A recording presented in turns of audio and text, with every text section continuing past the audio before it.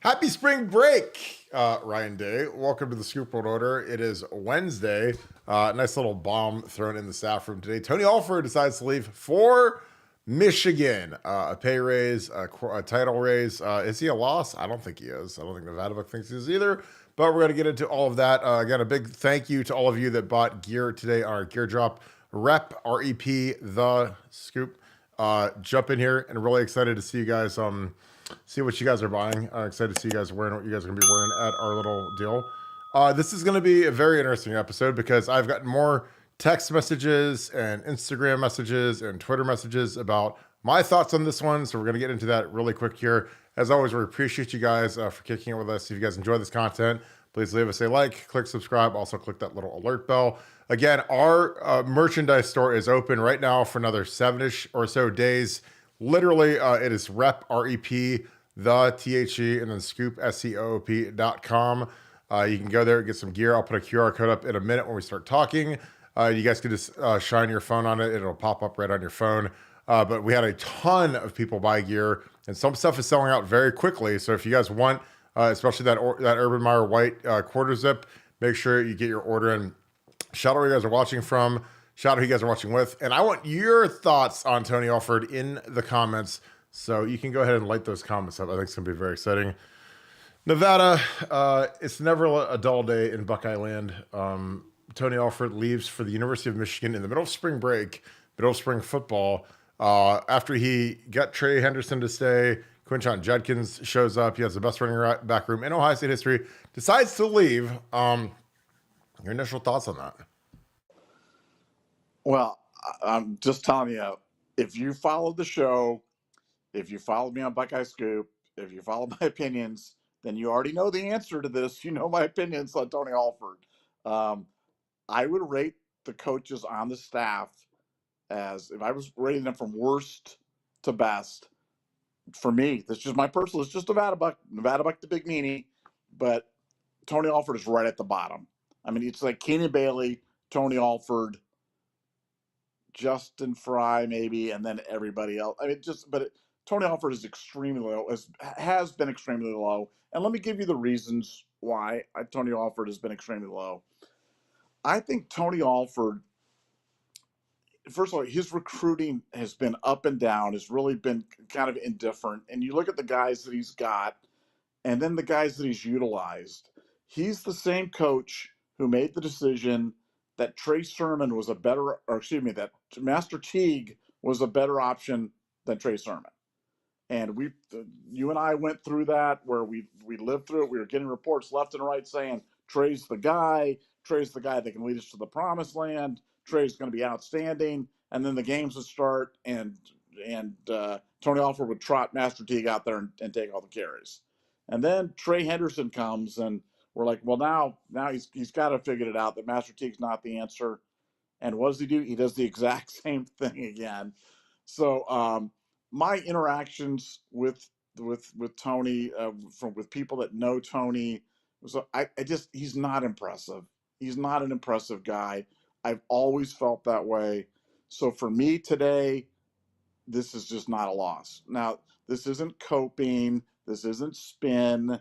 This isn't, trying to put the best face on some sort of, traumatic loss for Ohio State. If this was Brian Hartline, if this was James Laurinaitis, if this was Chip Kelly, if this was Tim Walton, if this was Jim Knowles, I wouldn't be singing that tune. I'd be like, well, that's bad. There's just no way to spend it. That's just a bad loss. And can we survive it? Sure, but it's bad. Tony Alford, are you freaking kidding me?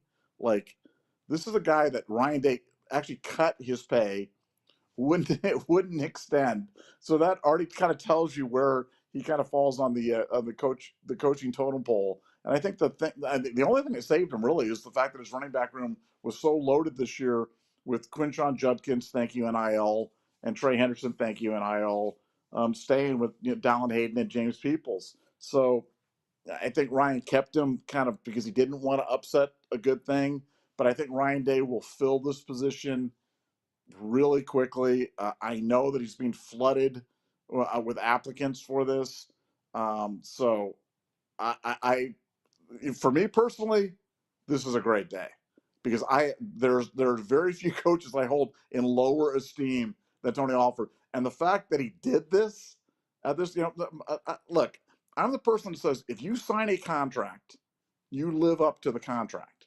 Because if Tony Alford signs the contract and then Ohio State decides, Tony, we just decided we don't want to pay you anymore, then Tony's gonna be like, wait a second, I have a contract, guys. You got to pay me. You got to pay me my, $26,000 every 2 weeks or whatever the heck it is, and he would be within his rights to do so. But Tony Alford is under contract to Ohio State, and he decides, as he's under contract to Ohio State, that not only am I going to leave and not honor my contract, but I'm going to flip you off and go to your rival. And to me, it's unforgivable. Does that make him a supervillain? I wish he was important enough to be a supervillain, but I think he's a moron. I've never been impressed with Tony Alford, and I'm glad he's gone. I think all his stuff about loyalty, the players are laughing at it now. There's like, what a bunch of BS. This guy just spewed all this malarkey and just did not walk the walk. So I think he's perfect for Michigan, and I'm glad he's gone. I felt that way for a long time, and I'm glad he's gone. And that's Nevada. And if that makes me a big meanie, I'm a big meanie. But that's how I feel.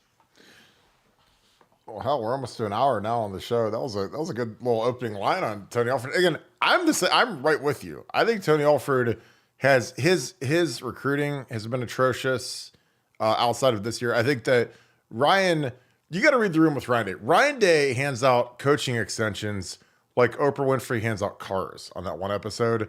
Like, he gives extensions to people that have no market. It's the craziest thing I've ever seen in the entire world. Like, he'll give Parker Fleming an extension, Keenan Bailey an extension. I'm like, if those guys aren't extended, then they're coaching at like Otterbein, or they're coaching, they're not coaching. It's not like George is coming to coach Parker Fleming. Parker's a young coach currently out of a job. Why? Because Ryan gave him $500,000 to not coach. So the fact that he made Tony take a pay cut from $750 to $700 base salary, gave him a 1-year deal. When he extends everybody for no reason. And so I was like, I think that, obviously Tony was insulted by that. Michigan is like up, it's like Tony right now is like jumping on, like, it'd be like if I said, hey, I got a really sweet deal for you. I can get you a first-class cabin on the Titanic. Don't worry about the fact that it just hit the iceberg, but I can get it for a really good rate. You guys will really like it. It's really nice, and it's got like 2 king beds and 2 bathrooms and room service, but I get it for you for half off. Like, that's what it's like. I mean, Tony's going to Michigan, and he'll have Donovan Edwards, which is great, but he's gonna have 5 new starters on the O-line, and he's got OG or Orgy or whatever the kid is who's the running quarterback is their quarterback, and I'm like, you don't have JJ McCarthy, you don't have that great offensive line. Harbaugh's gone, and you're about to get hit with the Death Star is like warming up the beam to blow you, to make Ann Arbor look like Alderaan and turn you into like dust. So, this is a straight cash grab by Tony Alford. And again, at some point in your life, you got to realize, you told Trey Henderson, hey, we're riding together. Trey comes back, get Quinshon Judkins up here. Like a few of those players, like, and again, Tony literally could have gone to any other school or NFL team in the world, and it would have been okay. But he decides to go to literally our arch rival, to Michigan. And again, that is so deceitful. It's so low.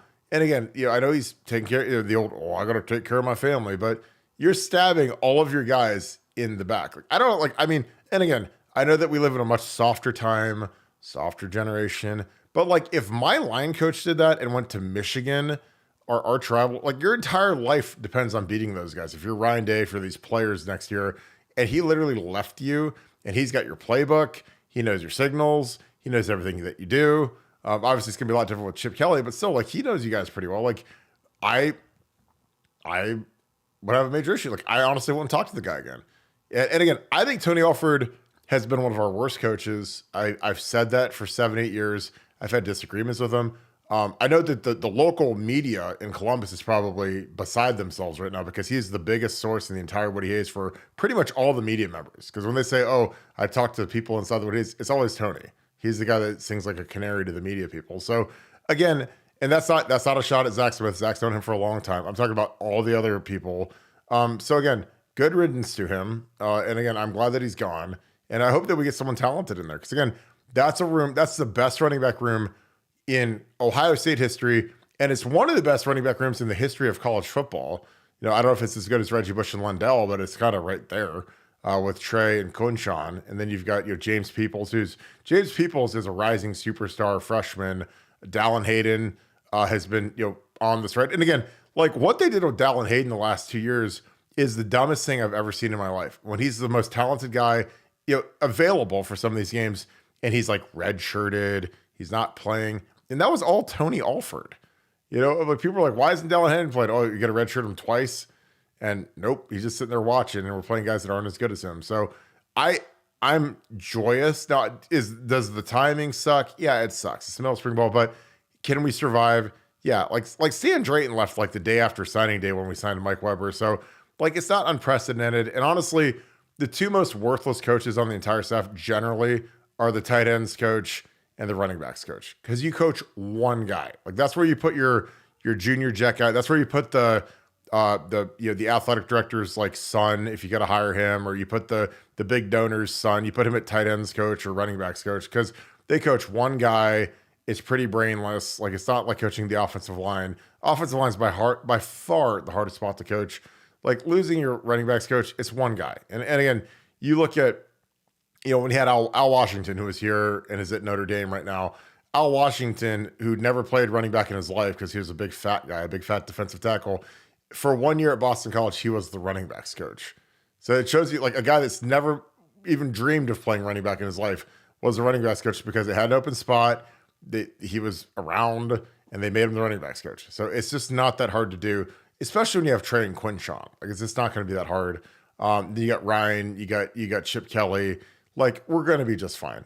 I pray to Christ we get a young, dynamic minority recruiter because that's what we need. And that's the perfect spot for him. And I think he could go absolutely buck wild. Again, I know Eddie George shot the thing down. I think Eddie George, who's one of the greatest players in school history, is a complete idiot for not taking that job because he's at Middle Tennessee State or wherever he's at. And for him to be able to develop under Chip Kelly and Ryan Day and Coach Quinshawn and Trey Henderson, I think that would launch him into the stratosphere of like much bigger jobs because where he's at right now is like it's a death cycle being at Middle Tennessee State or wherever he's at. And you're never going to get out of that. You're always going to be 3-9 every year or whatever. And, but if you come here and you learn from Chip Kelly, because again, Eddie George was one of my favorite players of all time, gave the greatest speech in the history of Ohio State football before the 05 Michigan game up in Ann Arbor. It was the greatest speech I've ever heard, better than any movie, better than William Wallace, better than Al Pacino any given Sunday. It was unbelievable. And he said the F word like 50 times, which I loved. But Eddie needs to learn how to coach. He needs to be around guys like Chip Kelly and Ryan Day and learn how to run a program, be around Jim Knowles. And that's why when we were mentioning that, I was like, well, that'd be a grand slam. Now, Eddie turned it down, and Eddie'd also double his salary if he came here as opposed to being a head coach and getting dog walked by bigger schools. So, but that's just my opinion. Nevada, where do we go from here? Because again, I'm like you. I don't think this is a loss. I think this is a potential huge gain for us because, the one thing I will say, and again, guys, you guys can say whatever you want about me, but I'm very honest when it comes to evaluating Ohio State football. The only thing worse than having Tony Alford around on a 1 year deal is having like a cancerous coach on staff who knows that after 1 year, he's probably not getting re-upped. So the fact that he did this now, I think is actually really beneficial for Ohio State because you don't want a guy in there poisoning the well. You don't want a guy who doesn't think he's going to be here long-term because I've seen that before. It's the same thing like with when there were guys that played at Ohio State that could have gone pro their junior year. They decided to stay for their senior year and they turned into team cancers. Like I've seen that movie too, where it's like, guys are like, well, I should have went to the league. I'd have been a second round pick. And it's like, good, go to the league, because some of these guys, they stick around and they ruin the culture of the team. And I'm not saying Tony overtly would have done that, but how hard are you really going to work for a program that you're not going to be at? Are you really going to be grinding on the recruiting trail? Are you really going to be putting in the extra hours when you know that you're probably gone. Because there were very loud whispers that he's going to get fired this past December. Now obviously Trey Henderson stays, Quinshon Judkins, comes up here. So yeah, he gets another year, but that was a loud drumbeat, really loud. And so all of a sudden, when this opportunity came available, does it surprise me he took it? No. I mean, he's a snake. It is what it is. And again, he's doing what's best for his family, but he's stabbing Trey Henderson in the heart. And people can say it's not that, but dude, like when you leave Ohio State to go to Michigan before your boy's senior year, like I don't know how else you're supposed to frame that. Especially after you've been here it's not like he's been here for 2 years, he's been here for 9 years. So, but your thoughts on that, Nevada, and we're getting a ton of super chats. Appreciate you guys. Well, one, I guarantee you, whoever Ryan Day ends up with is going to be an upgrade. I guarantee this will be one we're going to laugh about. We're going to laugh about this in a few days and look at the hire, whoever the new person is. We're going to go, wow, this is way better. Two, you couldn't be more right. I would have bet anything that he was fired back. I had heard from really high up people that he was done, that he was gone, that he was not going to be back. And I think the Quinshon Judkins thing absolutely kind of turned things around and kind of created a situation where Ryan wanted to run with this one more year, realizing it's a national championship year. But no, I think the Eddie George thing for me would have been the Grand Slam home run. Lots of reasons why Eddie would want to stay at Tennessee State, and maybe there's a guy that wants to fulfill his obligations. I think he signed a 5-year contract, told him he'd be there the whole time. And I think with Eddie, that's the way he's looking at it, that he's going to stay there the whole time and run out his term, which I think is the right way to do it. And again, I want to make the point. If Tony Alford had left this job to go to the 49ers or to the Steelers or to UCLA or to what, I'd be like, way to go. To Michigan? Like you go to Michigan? Like, are you kidding me? That is the biggest FU to Ryan Day, to the entire fan base, the entire all the players on the team. And then he's so tone deaf that he posts that stupid farewell thing on social media right there. Like, Tony, you're so dumb. I feel dumber for having read that. And the fact that you would put that up there and be like, oh, this is going to be great. I'm going to say thank you to Buckeye Nation and give them a big OH, and everybody's just going to be, oh, I'm just looking forward to my next chapter of life. We don't care, Tony. You're dead to us. You're dead to all of us. And I can't wait till we just absolutely annihilate you. As for Tony going to the Titanic, Tony doesn't care. Tony's getting paid. He doesn't care whether they go on probation, bowl bans. He doesn't care. It's just for money. And I get that. I get that about money. But at some point, you have to be honorable in terms of honoring your commitments. And if he would have left, fulfilled his contract at the end of this year, and then decided he wanted to go to Michigan, I'm not saying I respect it, but that's his choice. He's unemployed. He can go work where he wants to go. But to leave right now in the middle of spring football in terms of doing it, for the coveted co-running game coordinator position or whatever the heck it is, such a snaky move, but completely consistent with the character. And what always upsets me is when people act out of character, when people do stuff that's like, wow, I didn't see that coming. That guy, he was so straight, and then he kind of went this way and zigged and zagged, and I don't really understand where they came from. But this is completely in character with Tony Alford. So I can't say that I'm shocked. I'm surprised, but not shocked in the least. And Tony, this is completely consistent with who he is, who he's always been. And man, I've said it over and over and over again. I'm not a fan. I've never been a fan. I think we can do better. And now I know we're going to do better. And as you said, look, I could coach the running backs at Ohio State. I could. Bert Carton could coach the running backs. You could coach the running backs while still taking care of all your kids that are all broken down, sitting in your basement, drinking Red Bull. You could coach the running back. What are you going to coach Quinshon and Trey? Hey, Quinshon and Trey, take the ball and run really fast and run to the end zone. And if they throw it to you, try to catch it and don't drop it. And occasionally we're going to ask you to block, so block really hard. I mean, come on. Running back coaching, it's not difficult. It's a position that I can't believe people get paid $700,000 or $800,000 a year to do it, but I guess somebody's got to do it.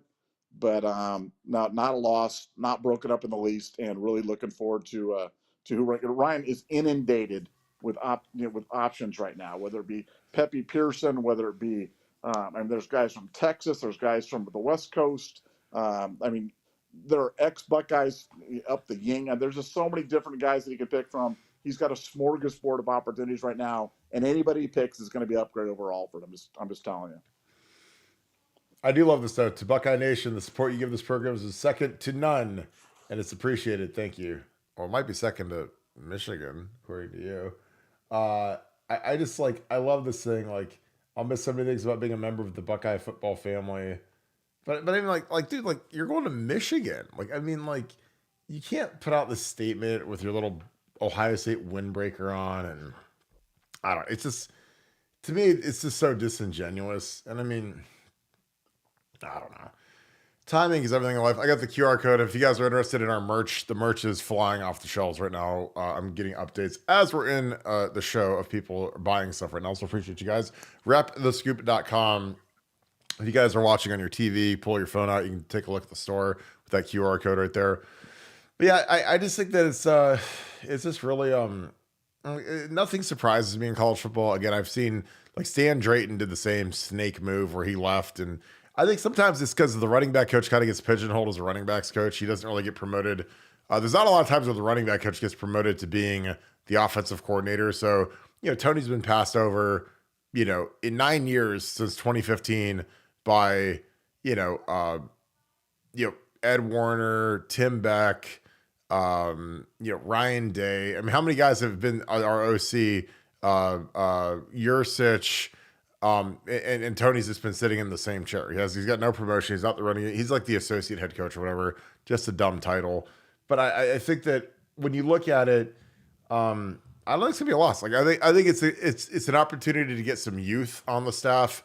Again, when you look at that running back and that tight end spot, it's kind of like with special teams coordinator. Those are three spots where that better be the best recruiter on the entire staff. Like that running back coach, that tight end coach, because in general, when you structure a coaching staff, we had John Peterson as our tight ends coach. He automatically became the special teams coordinator because coaching tight ends is really easy. I'm just being real. It's like you look at the O-line coach, you look at the wide receivers coach, you look at the D-line coach, you look at if there's a secondary coach or if they split it between corners and safeties. It's just so easy to coach one guy on the field. You have one guy. It's not really that hard to play. Running back's probably the easiest position in football to play. Literally get the ball, run to the hole.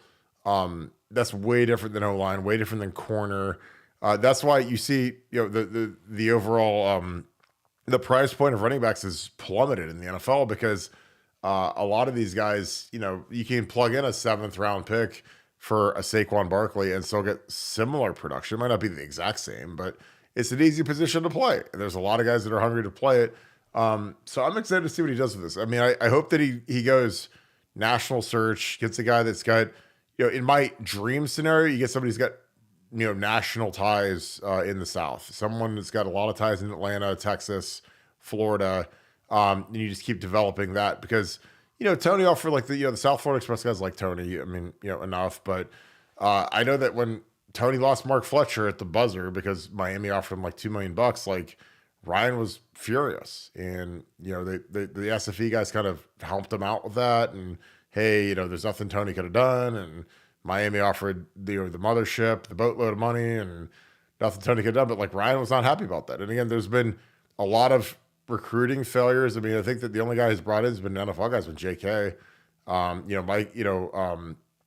I mean, he started. We had 2 separate instances, and it's hilarious because, we get a lot of practice reports. We get a lot of information on BuckeyeScoop.com. If you guys aren't members of BuckeyeScoop.com, that's where most of the great information is broken, is BuckeyeScoop.com. So we get practice reports from people that are at practice, watching it, checking it out. And, the first instance was, I had a person literally directly tell me, Trey Sermon is unbelievable. He might be the best player on the whole team. He's like Alvin Kamara. They're throwing him the ball. He's a multifaceted weapon, gadget, runs really hard, really good player. So we get to week 1 and Trey Sermon doesn't even play. Plays 2 snaps, 3 snaps. And all me and Nevadabuck here is, oh my God, you guys are such liars and he stinks and whatever, and Master Teague and all this. And again, this is not slandering Master Teague. Master Teague's a very nice kid. But they finally put Trey in at the end of the year when they had to because guys got hurt, and he like broke the rushing record, like beat Eddie George's record, dominating player versus Clemson as well. Then he gets hurt like the first series against Alabama, and it killed us. But he was third round pick, still in the NFL. Master never played a snap in the NFL. It was on off-season program with the Steelers. But again, that's not slander on Master, but like Trey's an NFL. There's a difference between being an NFL guy and being a nice college guy.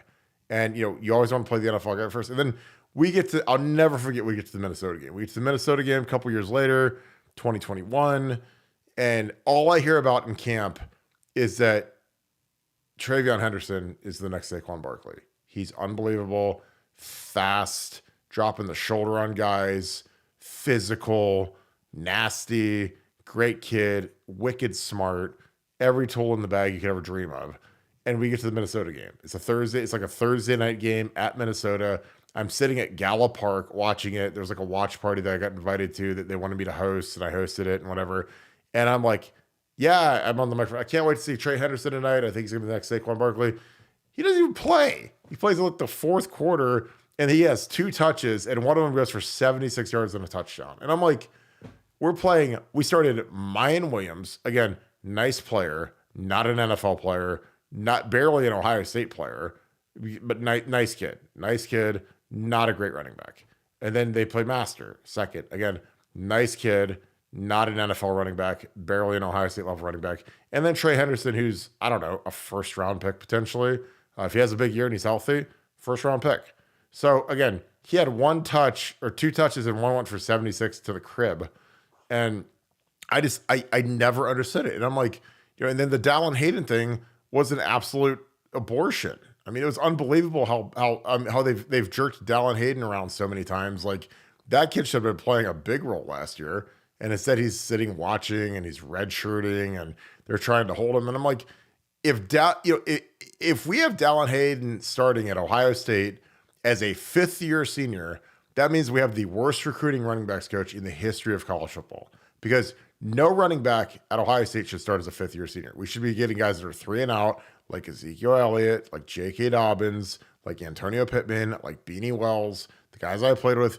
If you're a really good running back, you're out in 3 years, period. Trey is an exception. In NIL, it does change things where guys can get a little bit of money and come back for a senior year. But if a guy's starting in year 5 and there isn't anybody better to beat him out, then that's a catastrophic failure by that running back coach in recruiting, period, and point blank. And again, I think that's where, I don't know why they're doing that with Dallin, but Dallin's a good player and we needed him the last 2 years, and they decided to redshirt him, which I thought was completely idiotic. And he was right in the middle of that. So again, good riddance. I'm excited to see what new blood has to do with that.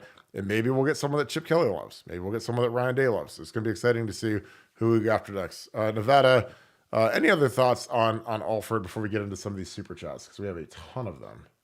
Yeah, we probably better get into super chats because it's going to be a long show. But no, I mean, your last point was the best one. I mean, now you're looking for a running back coach, and you're drawing on the Rolodex of Chip Kelly and Ryan Day to coach Quinshon Judkins and Trey Henderson and Don Hayden and James Peoples on a national championship caliber team. I don't think we're going to have trouble fielding the position. And I couldn't be more excited to see who they come up with, because I really have thought that Tony Alford's dead weight. And I'm glad to see them jettison it.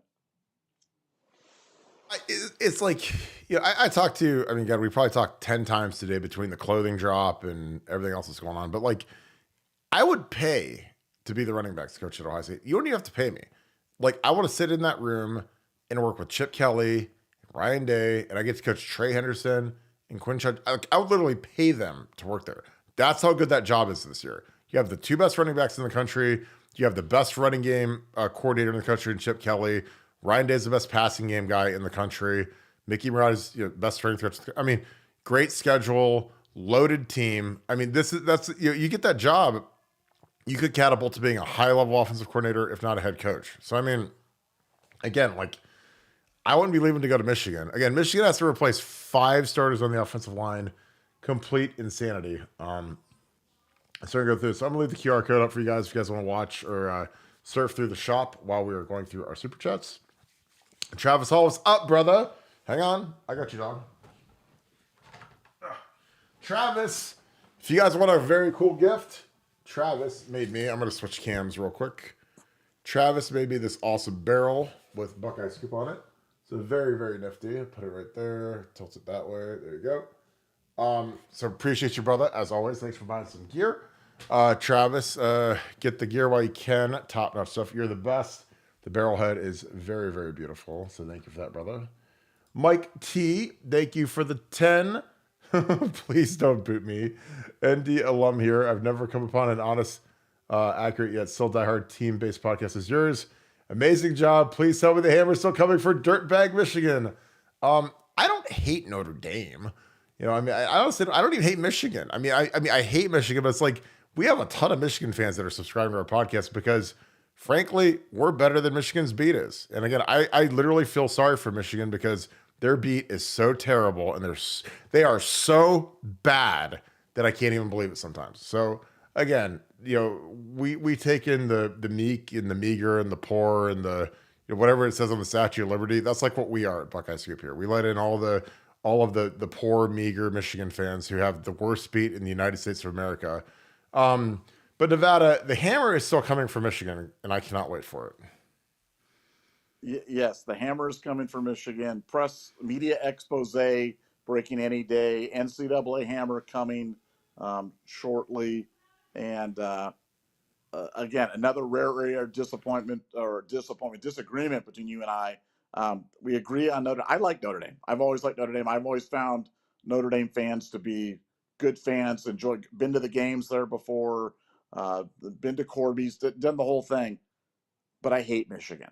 I hate everything about Michigan. And I hate Michigan fans. And I don't care if we have any Michigan fans. And I don't care if you Michigan fans want to unsubscribe from the channel or leave or do whatever it is. I don't care because I hate Michigan. And I'm just going to put it right out there. I just do. I really hate Michigan. But Michigan fans, before you leave, if you'd like to buy some merch. If you want to buy some merch in the meantime. Repthescoop.com.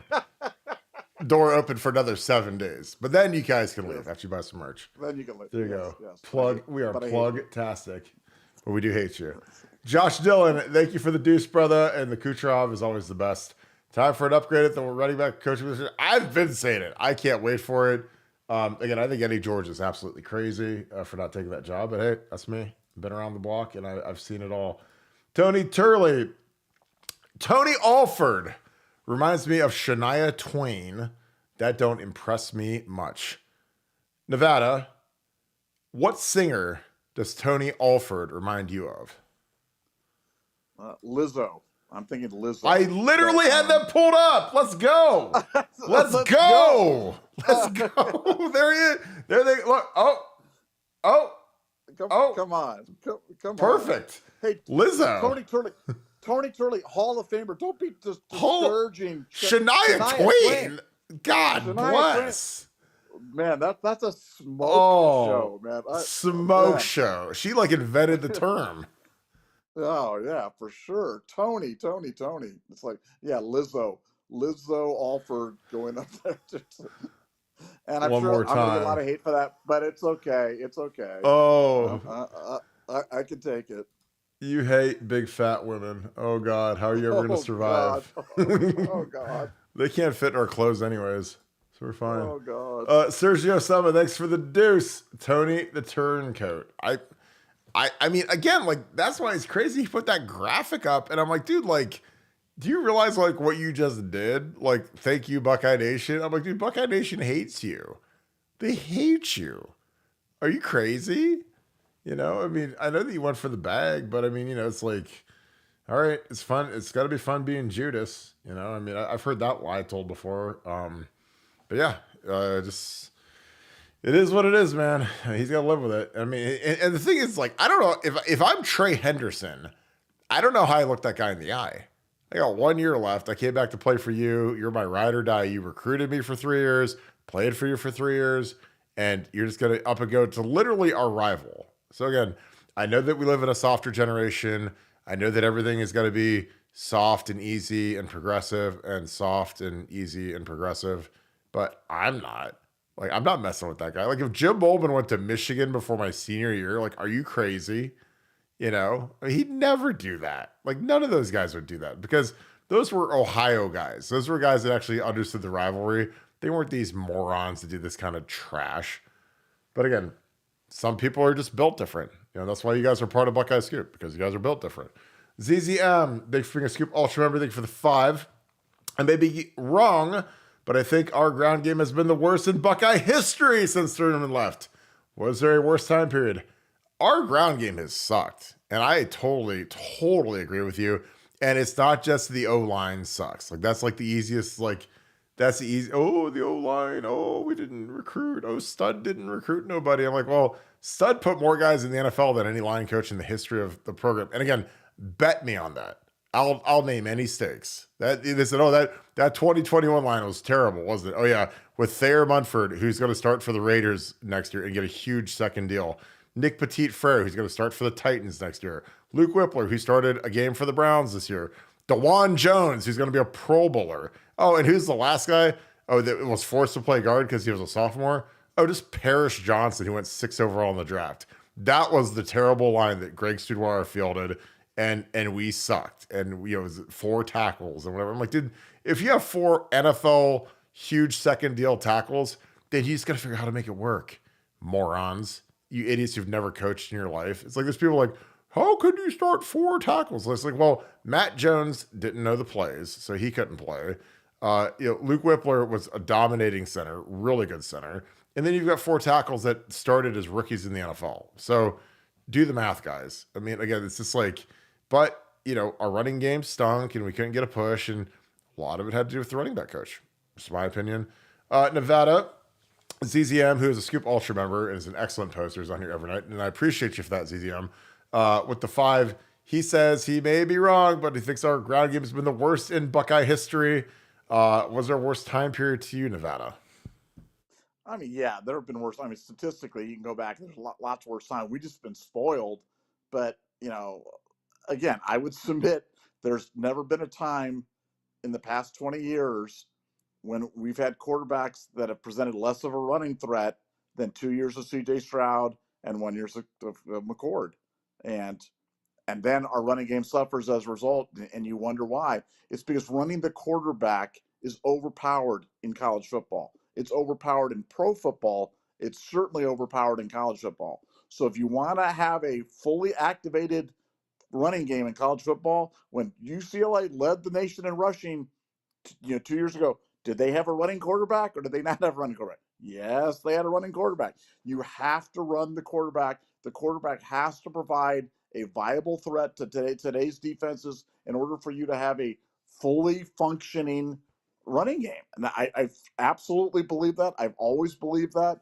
And I don't think it's coincidence that the 3 years we decided to stop running the quarterback, that our running game starts to sputter. I don't think that's a coincidence at all because, like you said, you go through those linemen, and those linemen are all playing in the NFL. And you look at the running backs, and Trey Henderson's been here for a good part of that, and he wasn't exactly chopped liver. So, if it's not the linemen, if it's not the running backs, then it's got to be the scheme. And I absolutely believe that. And I think this year with Will Howard and Devin Brown, it's going to change. And I expect that I think the change will be palpable, and we'll be able to you'll feel it when you see it this year in the fall. Oh, I can't wait. And thank God for Chip Kelly, because Chip Kelly will talk sense and say, Ryan, you guys know that you guys try to run the football the hardest way possible, right? Do we, coach? Dad? Mentor guy?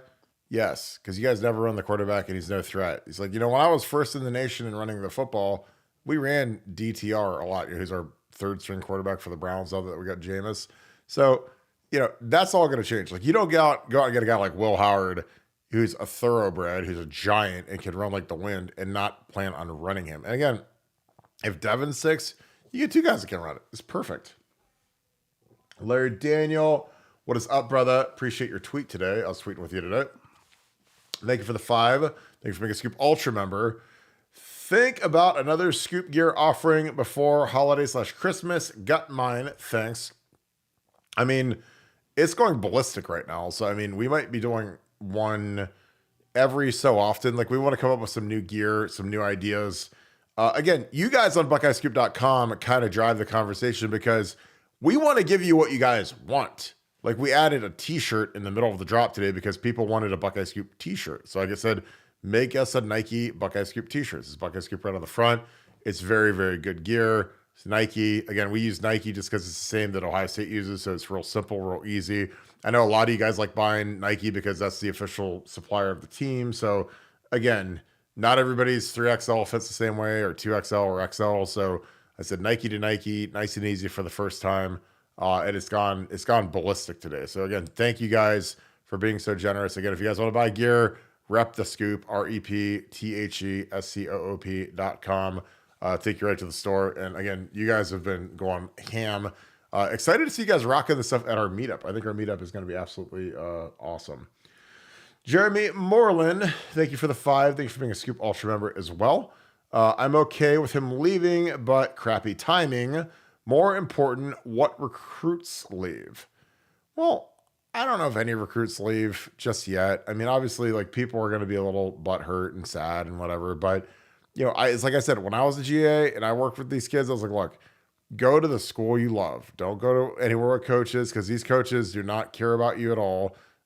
They're not faithful. They're as faithful as their options. They've got the only people that they're kind of, I don't even want to say they're faithful to their families because that's kind of like almost tongue in cheek at this point, but they're about money and wherever they can go to get more money, they're going to go. So if someone offers them more money for a worse job, like I think leaving and going to Michigan is a worse job. Now he's going to make a little bit more money, but it's a worse job. You can win a national championship and have the 2 best running backs in the country, potentially springboard into a really good job, but decided not to. Nevada, are you worried about recruits? I'm not worried about recruits. I think our recruiting will actually get better when Tony's gone. Oh, it will. I would bet anything it will. And, you know, this year in Ohio, you got a couple of good running backs in Ohio. I don't think this will have absolutely any impact on recruiting. And again, if this was Brian Hartline, I wouldn't be saying that. I'd be going, no, this is going to have an impact on recruiting. This could have an impact on your guys in your room. This could have an impact on your roster. Tony Alford, no, it will have zero impact. And I think the smartest thing you've said this whole podcast has been that recruiting is going to get better. I think recruiting will actually get better with whomever we hire. And as for the timing, look, it's March. I mean, we don't even kick it off for 6 months or whatever it is. Yeah, is it ideal? Nah, it's not exactly ideal. But having a guy around that is sour is the worst possible type of situation. For Ryan, he probably should have just cut bait with him. When we knew that he wanted to move on him back in November, December, we'd been hearing it. We've been hearing. I'd heard point blank that Alford was gone. I think having a guy that's sour around the room is the worst possible type of situation, especially in a year like 2024, where this should all be, you know, sunshine and rainbows and let's go win the national championship. So I think Tony did us a favor inadvertently by making himself the supervillain on this one, and I'm excited. I'm excited to see what happens with recruiting because I think it's going to go straight up. Totally agree. Clay Alders, appreciate you, my man. Thank you for the 6. How much insight OG, the Chip Kelly playbook, will Alford bring them to Scum? I mean, not much. I mean, the signals will all be different for sure. I mean, most of these teams run the same plays anyways, or pretty close to it. And he was in Chip Kelly's playbook for like a week, so he's not going to know that much of it. So I think it's going to be minimal. You know, he'll know about personnel and who's good and who's bad and maybe the cadence. But I think by the time, you know, we don't open with Michigan. We play we play 11 games before we see Michigan. So, I mean, we could be a totally different team by the time we get down there. And I'm not worried about that at all. Nevada, how much insight will Chip Kelly or Tony bring from Chip Kelly's playbook to that team up north? Again, Georgia had their entire playbook like published online, and like you literally could go online and you can Google like Georgia playbook, and it gives you the entire playbook for Georgia in terms of that. So I think stuff like that is a little bit overdone.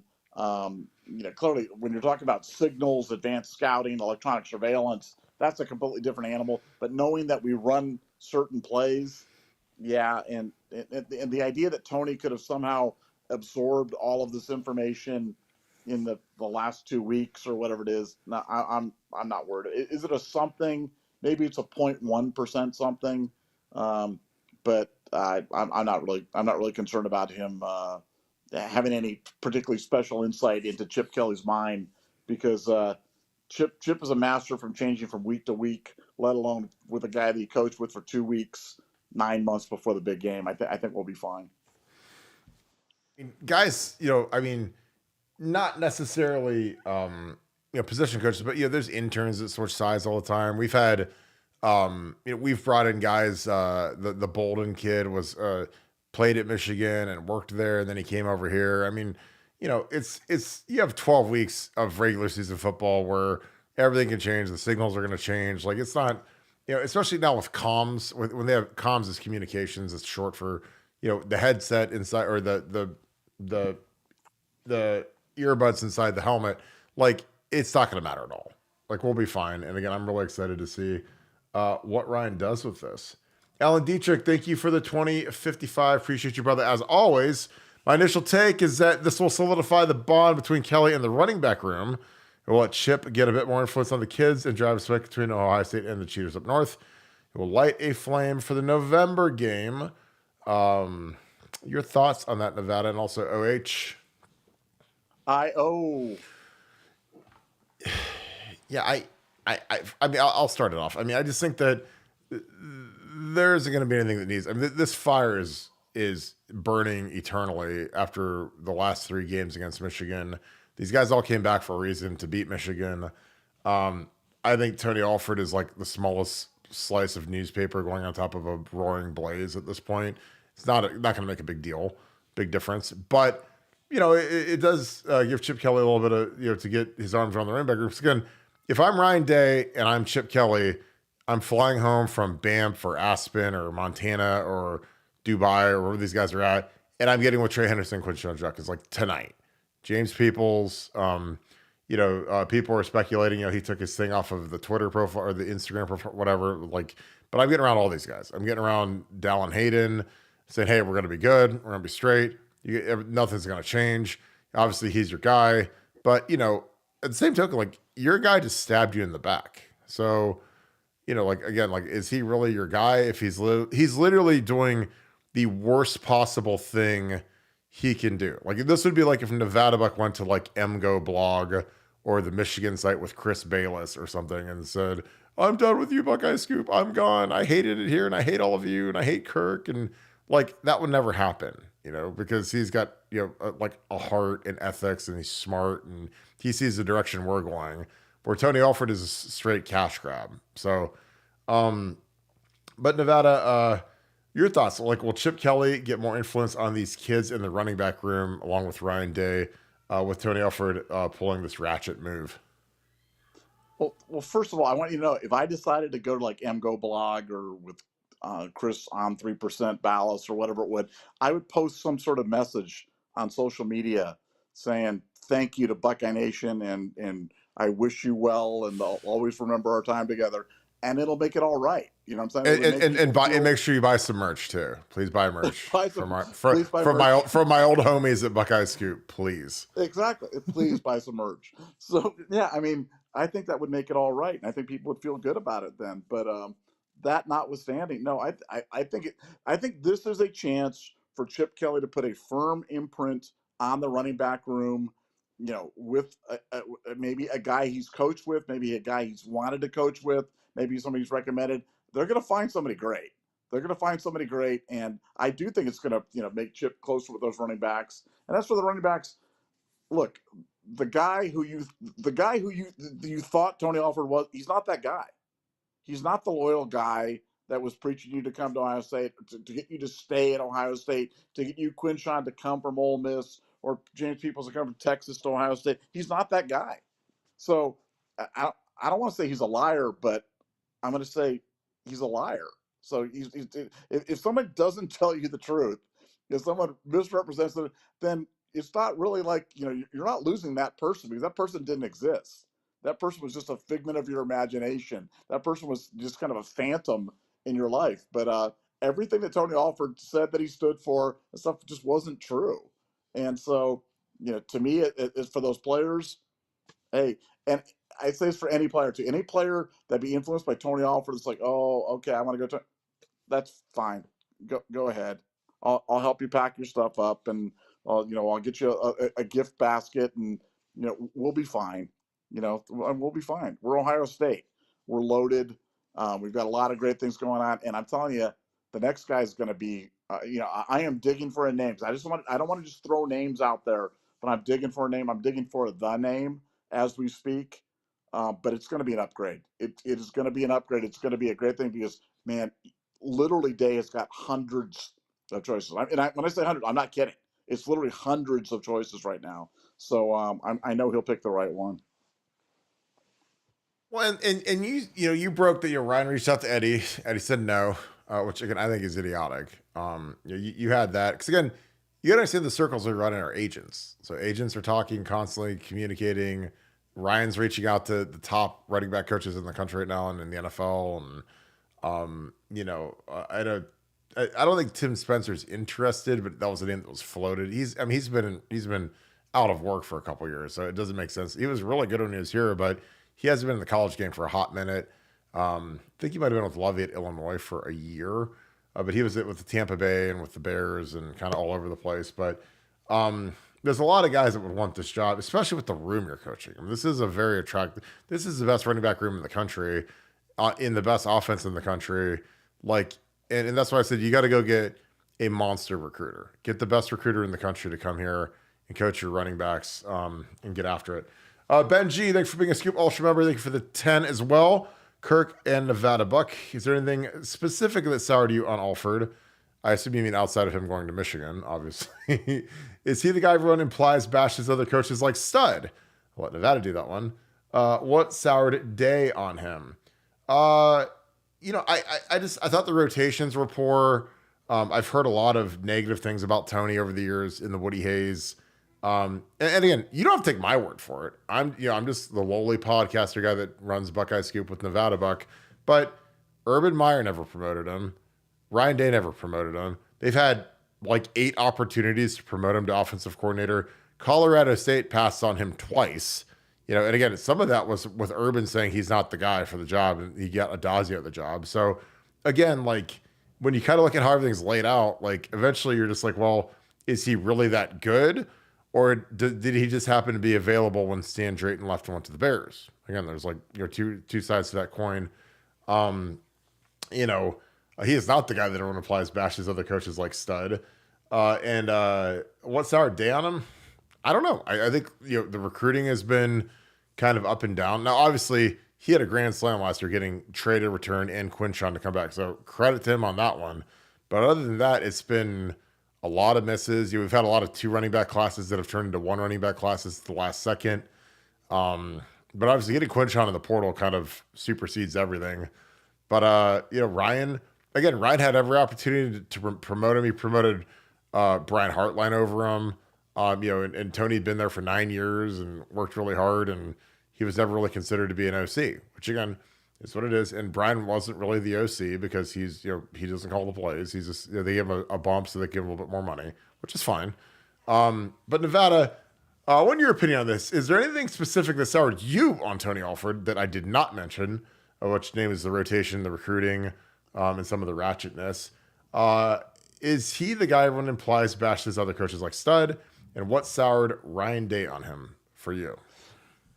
Well, we talked about rotations. His recruiting, Tony Alford is the classic guy, and we all know this guy. If you've been in a company, you've worked in any environment, that's just good enough to keep his job. And he'll be like, oh, I'm going to fire that guy. I'm going to fire that guy. I'm going to fire that guy. And all of a sudden he comes in, somehow he got a sale that was good enough to kind of like, you're like, okay, we'll keep him. Now he's bad. He's bad. He's bad. He's bad. And then all of a sudden he does something that's just good enough to kind of keep his job. And that's been that's been the story of Tony Alford. That's been the story. He's just good enough to kind of keep his job at Ohio State. And as a person who follows Ohio State, as a person who does this for a living, and the goods, there's a reason why he was passed up. It wasn't because they didn't like him or it was anything personal. He's not that great of a coach. He's just not. And as you said, the prima facie evidence of that is the fact that Ryan Day hands out, extensions like candy bars, and he didn't get one. He got a pay cut. So that should tell you where he stood on Ryan Day's totem pole. And I think for me, I think the personal stuff that I've heard about Tony is and has been the number one source for the media guys on the Ohio State beat for a very long time. He says stuff sometimes that I think is dumb. I'm just gonna be honest with you. He says stuff that's dumb, and when I hear it, I'm just like, wow, that's dumb. But you hear it and it gets repeated. And how do I know that? Because I know that I've been in business with a lot of the guys, so I know where the information came from. And it's Tony's just he's not an impressive guy. I've always said that. This is not some sort of opinion that's changed for me on Tony Alford. My opinion on Tony Alford has been absolutely consistent for years and years and years and years. And that's why, like I said today, I'm excited. I'm not excited about the timing. I am excited about the opportunity, and I think this is an opportunity for Ryan Day to just roll another 11 and get a great upgrade to that position. And so I can't wait to see who comes up with it. And I am going to get you a name because got really good contacts on this that are kind of working it right now as we speak, and we will have a name. But I know it's going to be an upgrade. Yeah, like as Scotty Graham is an interesting one because he's been kind of all over the place. Like he worked for the NFLPA when I was in the NFL, and he's at Washington now. Got into coaching. I mean, he was an associate athletic director at Arizona State. Then he got a job with Jed Fish with the Arizona Wildcats. Then he went with Jed up to Washington. That's an interesting one that a lot of people have talked about because obviously nice career in the NFL. Played with Chris Carter with the Vikings. Was a team captain. So again, I'm sure he would walk from Washington to get that job from the Washington Huskies. So again, just throw that name out there because it's interesting. But again, I'd like a younger guy who's innovative and is a big time recruiter. And I'm not sure Scott is obviously not younger, but again, and they don't all have to be like former Ohio State running backs, but he's a guy that he's gotten along with the right guys at the right time because he went from being like an associate athletic director at Arizona State to being a running backs coach to being at Washington, who obviously is in the college football championship game last year. So pretty good gig. Something else to watch out for. And again, I don't know how innovative he is because he hasn't really been coaching that long. He's been coaching for 5-6 years and he's done a lot of odd jobs. Like I said, he was with the NFLPA and like I said, he was giving speeches on, to us when we were players, when I played for the Miami Dolphins. I'll never forget that. So, be interesting to see if he gets an interview. Super Nerd, thank you for the 5. I can't take Eddie serious anymore after the Nissan Heisman commercial with the Wolverine. Why did he agree to do that? Money. That's the reason that a lot of those guys do those commercials. I think all those commercials are terrible. They're cheap popcorn laughs. It's kind of what they are, but they're not really overly deep. But yeah, I honestly, like, I love Eddie, but I can't believe he's not taking this job. And again, like, maybe he just loves Tennessee and whatever. But I feel like, if you take this job, I mean, he's got to be getting close to getting whacked because they've been terrible the last few years. And again, if you really want to develop into like a big time head coach, I'd want to learn from Chip Kelly. I would want. It's like when I worked for Urban Meyer for that year, I learned more about football that one year than the other 38 years of my existence because that's how deep it was. That's how crazy it was. And it was good. Now, did I want to do that for 30 straight years? No. For 1 year, it's awesome. And you know who benefits from it? You guys. Because I learned more about football in that 1 year than every other person that talks about Ohio State football for a living has learned in their lifetimes 100. So it helps. Outside of Zach. Obviously, Zach was with Urban for a long time, so Zach is very, very knowledgeable. But outside of him, like, it's not even close. Patriot, thank you for the 20. Appreciate you, my friend. Kirk, I bought my hoodie today. I love it. Do you like the American flag on the side? The American flag is a very nice touch. It'll look very classy. All I want in return is for you to call someone a douchebag. Love the show. Appreciate you, my man. Well, Tony Alford is a douchebag as of today. Again, like, I was never a big fan of him, but the fact that he just left and went to Michigan for Trey Henderson's senior year, douchebag. Middle spring break, douchebag. Timing's kind of everything. Nevada, your thoughts. Do you agree with me that Tony Alford is a douchebag? I thought he was a douchebag yesterday, so he's definitely a douchebag today. But I want to correct one thing on Eddie George. Eddie George took over Tennessee State. They were 2-5 last year. They went 6-5. So they actually had a winning record last year at Tennessee State, which is not easy to do. I'm not defending that. I just want to be. We want to be factual. I mean, 6-5 at Tennessee State is not bad because that's an impossibly difficult job.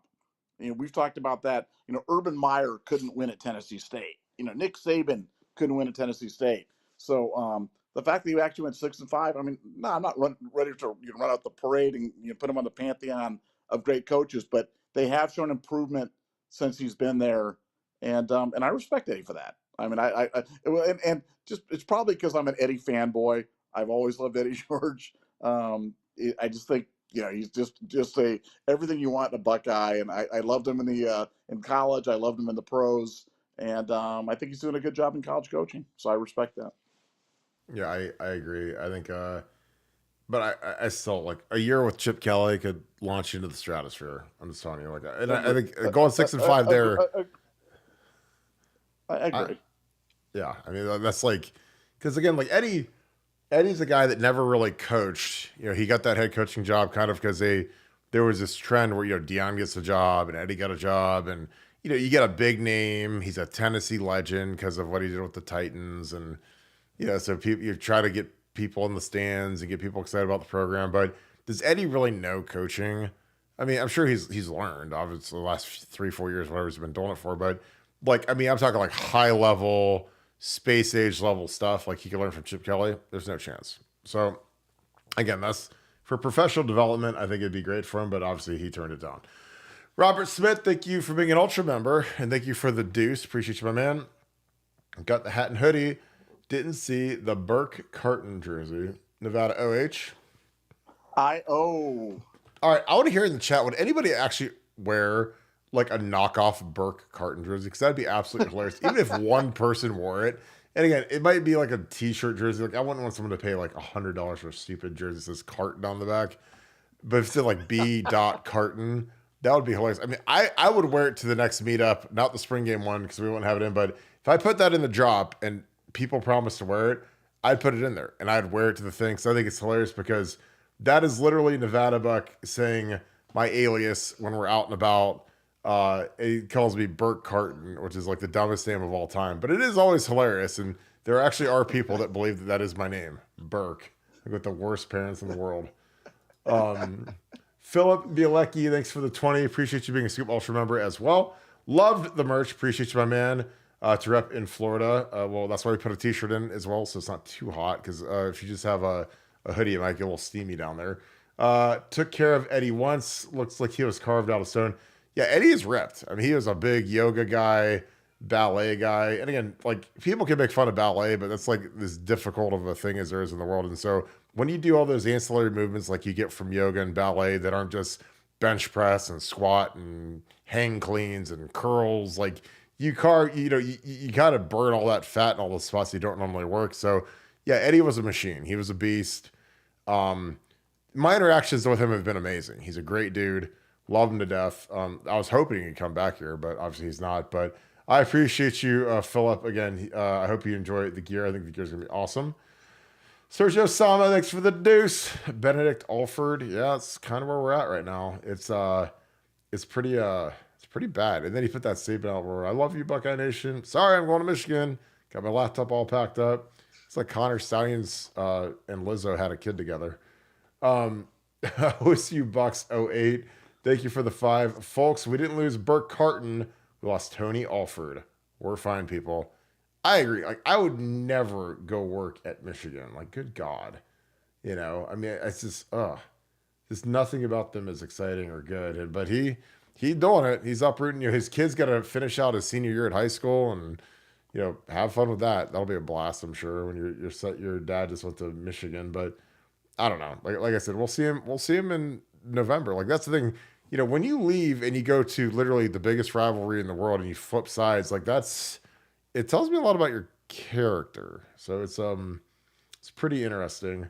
Nevada, you agree that we did not lose Burke Carton. We lost Tony Alford, and we'll be fine. Yeah. I mean, look, it's the running backs coach, guys. I mean, it's the running backs coach. I mean, whenever you like you said, whenever you hire a tight ends coach, you hire a running backs coach. I honestly, my first thought, I can't. I'm gonna be honest with you guys. I'm always honest with you guys. My first thought is worthless hire. I'm just thinking, wow, this is a person that must be have some sort of connection. They want to bring him on, and they're gonna bring him on for some reason, and he's gonna try to springboard it into a job because that's what you do. And if you're lucky enough to get the lottery ticket and you get the tight ends job at Ohio State or something, you can parlay that into that's your golden ticket. And so losing the running backs coach at Ohio State, especially one like Tony Alford. I mean, I just like I said, I just I don't have words, and um, like I said, I wish I was. I really feel bad because I wish I was more broken up about this, but I'm not. I've been giddy the whole day. I've been so excited as I'm hearing these other names coming across the transom as potential people for the Ohio State running backs job, and I'm like, look, they'll probably be worthless too, but they can't be any less worthless than Tony Alford. So that's an upgrade, right? That's a win. This is not a Burt Carton loss type of situation. It's Tony freaking Alford. We're going to be just fine. Totally agree. Jonathan Rose, thank you for the 5. Appreciate you, my man. Buckeye Scoop, always giving it straight. That is what we do. If they like it or not, we are always here at giving it straight. And again, like we can't be bought. Like they don't control us like they control every other media outlet because we don't care. We want to give you guys what's actually happening. So that's what we're good at. And that's what you guys appreciate. That's why our ratings are what they are. Fortunately, Zach Smith is too close with Tony and defended him. I appreciate you both. Zach has got a very long-term relationship with Tony. I am very tight with Zach. I really appreciate Zach. And we can agree to disagree. I mean, again, he's had a long relationship with Tony. Tony played for Earl Bruce, who's obviously Zach's grandpa. So he's known him for a long time, knew him in coaching, worked with him at the Woody Hayes when he was coaching from 15 until 18. So Zach has a different perspective than I do. Mine is a pure Ohio State player, analyst, supporter, whatever you want to call me. So it's a little different than Tony. I've had interactions with Tony, and I'm not overly impressed. But again, Zach is very, very sharp. He does a really good job. And we're not always going to agree because we're not clones. So we disagree on some stuff, and this is one of those things. But I respect Zach's position per usual, and I'm sure he respects mine because again, that's what kind of makes us great is because we can have the same issue and have varied opinions, and that's why me and him are in Nevada. We have some of the best content out there. Nevada, your thoughts on Buckeye Scoop always giving it straight, and Zach is very close with Tony and defended him. Your thoughts on that? Yeah, no, look, people, we've talked about this many times. We said, Kirk and I could go to the exact same practice and watch the exact same guys play and draw completely different conclusions about who played well, who didn't play well, who shined, who didn't do that. So I like Zach. I've always liked Zach. Zach's kind of a guilty pleasure of mine. He's kind of a lovable scoundrel, and that may not sit well with some people. I know some people don't like him. That's fine. I respect that. I understand that people have different interactions, but I like Zach. Respect that he does have different positions on this, and for me, I've always thought Alford was a zero. I've always thought he was not additive to what was going on. I mean, there was a year, I believe there was a year where we didn't get a running back in the recruiting class, which I don't remember. I don't remember the year, but I remember thinking, has that ever happened in the history of Ohio State where we didn't have a running back in the class? And I think I think that happened recently, but I just remember thinking, how does Tony Alford keep his job? But somehow he did, and here we are. As for giving it to you straight, Kirk nailed it right in the head. They can't buy. There's nothing they can do to us to keep us from doing it. And the ironic thing is, we're the most positive guys on the beat, despite not being on the beat and not being the thing, because we kind of see what's kind of really going on, and we'll tell you if there's rainy skies ahead. We'll tell you, but it's nothing but bright skies, and I'm excited. I couldn't be more excited about 2024, and Tony Alford leaving makes me even more excited about 2024 if that's possible. So arrows pointing straight up. Buy the merch. I love the plug at the end. That's the best. Tony Turley, Scoop Hall of Fame member. Thank you for being a Scoop Ultra member as well. Thank you for the 10. Guys, any chance we could get Robert Smith? He's always struck me as very sharp, and he has lived in Texas for some time now. I just think that, man, you really got to have a guy that knows college football. I mean, Robert's never coached, and I mean, he's very bright. He's obviously one of the brightest players in Ohio State history. But I think, if I'm Ryan Day, I'm going through my Rolodex. The number one thing I'm looking at is what recruiting territories does this guy dominate? If I go hire a new running backs coach, where does he dominate? South Florida, the Panhandle, Pensacola, Texas, Georgia. Like, I want a dominant recruiter at the running backs coach because, again, it's the easiest position on the team to coach other than tight ends. Nothing's easier than tight ends. Tight ends is a joke. But running backs is something where, that guy better be a monster, a guy that can help us get the good receivers and the good DBs out of South Florida. I think that, Robert, having not coached, has no ins anywhere. Now, you can make inroads. Again, you can always become a good recruiter. James Laurinaitis is a guy who hasn't been on the road, but he'll get after it really quick, really fast. But do you want to hire a guy cold when you could get someone who's really good? And I want someone who's additive to the offense. I want a guy who has got some fresh ideas. Again, obviously Chip Kelly's going to be the overlord of the offense, but it doesn't hurt to have a guy who's been somewhere that's had a really powerful offense and maybe a diverse running game that could add some wrinkles to what we do. I just think that that's important, and again, like if Robert Smith has been, out of football and playing Game Boy or doing whatever he does, like working, in private, I have no idea what Robert Smith does right now, but whatever he's been doing, it isn't coaching football unless I'm completely whiffing on that. But I've heard Robert being a coach, and frankly, I don't think he strikes me as a guy that's like dying to grind in the coaching office. Like you have to. So I don't think so. Nevada, your thoughts on Robert Smith as the running backs coach? Yeah, I think that'd be tough. I think you're probably looking for somebody, like you said, that's probably a little bit more current. That would seem like more of kind of a developmental hire. And I think for Ryan, like the future's now. I think as college football goes, you know, while you're looking at dynastic type of situations where you're trying to get recruiting classes for the future, it really is win now, and because the roster is going to be completely different in 2 years, it's going to be completely different in 3 years. So I'm not sure. I think the age of developmental positions at a place like Ohio State may be gone. I think you've got to get those guys that can be immediate impact, that are hungry, that can go in and help you right away. Because 2 years, 3 years from now, man, everything can be completely different. The good news is there's a ton of guys that are. I mean, you want the guys that are recruiting the Bijan Robinson level types of talent. Those are the guys that you want. That's the type of hire that you can get that you're like, wow, that's a guy that makes an impact for Ohio State. That's a guy that I want. And the good news, those guys are out there. You can find those guys that are out there that are on the top level recruiters that can be the running backs coach that can step in right now and make it have immediate impact on 2024. And that's what Dave's looking for, and I'm sure that's what he'll find. Yeah, exactly. I think it's going to be really interesting. Here we go. Zach Donda, thank you for the 5. Kirk, did you see Yoder, James Yoder, saying Michigan broke OSU's program? I know he's your guy. Is he completely delusional, or is he just feeding the insane fan base? Yoder is one of my favorite guys in the world. I love talking to him. He's absolutely hilarious, and he loves to play the most insane portions of our fan base like a fiddle. That's what he does. He's like Ric Flair. I mean, he's the guy that just big proclamations and loves to agitate, loves to be the bad guy, loves to be the heel. He's kind of the bad boy of Michigan media. He's not credentialed, and they make a big deal about that. And James just laughs all the way to the bank because he's kind of figured out that he can do everything 10 times better than Sam Webb or all these other guys. And they all hate him. So I love Yoder. I think he's hilarious.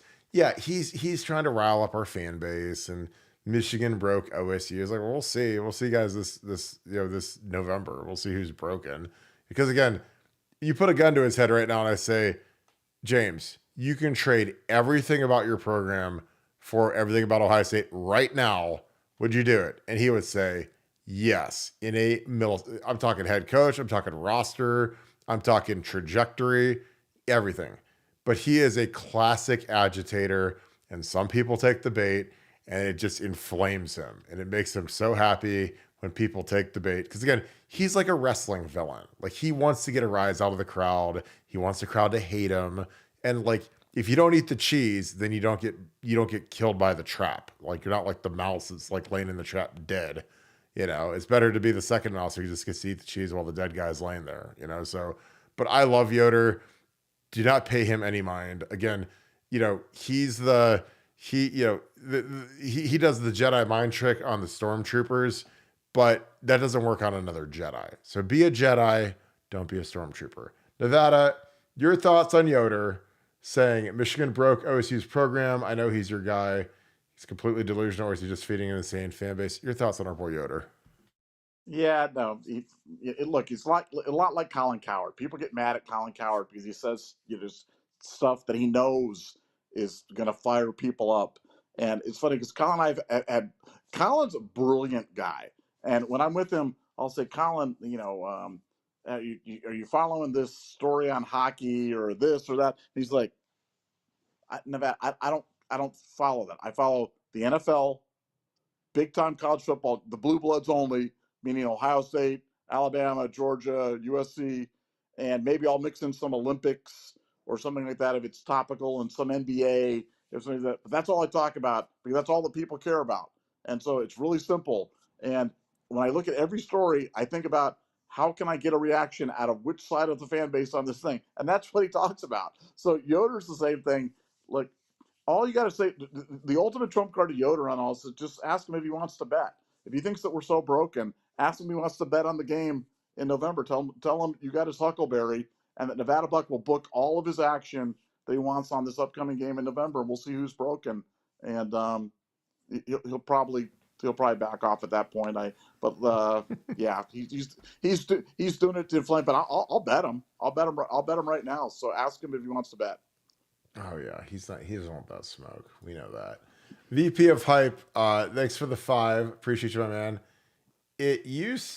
Sounds like a lot of issues roll up to date. Not making tough calls with his staff. I think you're saying it sure sounds like a lot of issues, and I think the use was from autocorrect. A lot of issues roll up to date. Not making tough calls with his staff. Well, it could be that. I don't know, but Ryan's fired. Like, I mean, everybody. I mean, there's like 2 guys left from Urban's. Urban was last year in 18. It's 24. Like the only 2 guys left are Larry, who's probably got a year left, and then Mickey. So I mean, and then Pantoni. So and Voltaline. Like I mean, all the coaches have been whitewashed out of there. Tony was one of the last holdovers from the Urban era. So I don't know. I mean, for a guy that you think might not be making tough calls, like he's whacked everybody except for himself. So I don't know if I agree with that. And sometimes he makes stupid calls with his staff. Like again, he didn't need to give Parker Fleming, who's probably the worst coach in Ohio State history, an extension when there's no market for Parker Fleming. He didn't need to give Keenan Bailey an extension, but there's no market for Keenan Bailey. So, again, I think some of the stuff he does is perplexing, if not idiotic. But it's not his money, and he spends it like it. But what are your thoughts on that, Nevada? It sure sounds like a lot of issues roll up to Ryan Day not making tough calls with his staff. Your thoughts on that? Well, I think recently that's been true, but up to this year, I mean, I love the moves he made this year, and I think he corrected a lot of mistakes this year. And the fact that we've ended up with a staff with Knowles as defensive coordinator and Chip Kelly's offensive coordinator, and Matt and James Laurinaitis, which was the perfect 10th coach hire. I think he's been bold as of late. I think that Alford did just enough to make it tough. And this was, I said it earlier, don't want to be the old guy that repeats himself, but there's always those guys that do just enough. And I think he did just enough where he's like, I'm just going to stick with him one more year. And then Tony stuck it to him. So, yeah, I'll give Ryan, a bad grade for this one, but man, he's rolled a perfect offseason, so he's still A+ in my book. And now Tony's given a chance to make this A++ because we got rid of some of the biggest dead weight on the staff, and we're gonna get somebody who's a clear upgrade. So sometimes Ryan Day, he might have done the wrong thing, but he's gonna end up on the right side of it at the end of the day. And he's had an almost perfect offseason, so the dream offseason continues. Yeah, I totally agree with you. CW the second, thanks for being a Scoop Ultra member. Thanks for the deuce. If you have a question, toss it in the chat, and I'll have the goat and the goat 2.0, Devin and Akeem. Here is our boy Akeem, Treasure the Torah. Thanks for being a Scoop Ultra member, a Scoop Hall of Famer, and also the King of the Wrench. Appreciate you being a fellow wrench brother with your boy Devin, who's coming up in a couple more. Kirk say golden and say strapped up. Appreciate you, brother, as always. In respect to Nevadabuck, shout out to Devin, Ohio 7715, and Cujo, the raccoon, the lovable, cuddly raccoon, who will probably be on a t-shirt coming soon to the Buckeye Scoop drop. Love to all my family in the chat. With that being said, the snake move, Tony Alford pool just landed him in the Hall of Shame forever and ever. Akeem, I love you, dude. You're absolutely hilarious. I'm surprised you didn't put some sort of like a Bible or something from one of your scriptures like that equates to what he did, because every time I talk to you, you drop knowledge from something you've read in some sort of a holy book, and it's always kind of funny. But yeah, it is a snake move, man. I mean, there's not many things you can be called that's worse than being a snake, and Tony did it, and it was really bad. But I appreciate you, brother. Nevada, anything to say to our boy Akeem, aka Treasure the Torah? No, just Tori, you're the best, buddy. We appreciate you so much. And yeah, there's got to be a million biblical phrases that we can work in there for this guy. But I mean, what a snake! And can you imagine you snake? This is your snake move. You're waiting to pull the big snake move, and your snake move is, I'll show Ryan. I'll leave in March and leave my $700,000 a year job and make a little bit more money and go to Michigan. Like, what are you doing? This is what you've been saving it up for? I mean, it's like the Lufthansa heist, like in 73 where they rob them and they take like millions of dollars. Like, that's worth it. This, like, what a terrible caper here. And you're going to Michigan where the place is on fire, and you're going to do that. This is what you were saving up for. This is what you destroyed your legacy at Ohio State, despite your wonderful little social media post wishing everybody well and much love to the thing. But yeah, no, yeah, Akeem, definitely a snake, and I can't wait to see him in November, and we can boo him lustily when he runs out on the field carrying a box of Nutter Butters or whatever he's going to be doing as he's sitting on the sideline, and we'll boo him together. Nutter Butters, I love it. Philip Adornito, thank you for the 20. Appreciate you, my friend. Love you guys. Hate Michigan. Good man. Got the hoodie this AM. The hoodie is very fire. The American flag is going to be a very nice touch. I got myself one as well. Hey, Nevada, has anybody mentioned the air in the bottom of the C in your logo? No one's ever actually caught that. I didn't notice it until you just said it. And so it's kind of like it's like a C with that black line there. So we could touch that up and fix that. But good eyeball. And we've only been doing the show for 3 years, and nobody's ever mentioned the Nevadabuck it should have that C being a little bit more completed. But we appreciate you, my man. Thank you for bringing that to our attention. We will get that fixed up the next few days. But thank you. I mean, Kirk, you had one job, Kirk. You had one job. Your job hire the right Photoshop. Hire the right T-shirt vendor. I failed miserably at that when we first started this. You had one job, man. Come on. Oh yeah, absolutely, and I failed. It's fully on me. Jam OSU, thanks for the deuce. I've already let it go. We are fine. So have we. I mean, we are feeling really good right now. Very excited about the future, and hopefully we get a monster recruiter in the building. Devin, what is up? Devin and Cujo, the best AVI in all of Twitter. Devin and his pet raccoon is sitting on his shoulder. I love that. Thanks for the 20. Thank you for being a Scoop Hall of Famer. Thank you for being a Scoop Ultra member. Thank you for being one of the Wrench brothers. I love that. What's up, family? What's up, brother Devin? Not going to waste my breath on Alford. Timing isn't good, but one could argue it isn't bad with the momentum that we're going to have right now. Coach Day is fire. Remember what he did this offseason. 24-25 Natty, Nevada OH. I agree. Like, I'm not going to waste my all. And we had the greatest offseason in Ohio State history. And if we have another opportunity to crush out of the park and get an upgrade at running backs coach, let's ride. I mean, Ryan's got a great opportunity. I mean, he's selling literally the best running back room in the entire country. So there's got to be 1,000 resumes coming in to sit on that desk and figure out who he's going to hire. So we're not going to get some junior jet JV running backs coach. We're going to get a great running backs coach in here. So I'm excited about it. I think it's going to be really good for the program. And I think that he's going to upgrade. What are your thoughts on that, Nevada? Yeah, I don't think there's any question about it. And for him, I'm sure he regrets that he didn't make the move in December. But now it's like, sometimes these things happen for a reason. It all happens. It all happens in its time. And I'm sure, I bet you, as much as Day was upset about this when it happened, I am certain that there was 90% relief, kind of going, man. This is the universe telling me I should have moved on this guy in December. It's given me a second chance, and it's made Alford the supervillain. So win.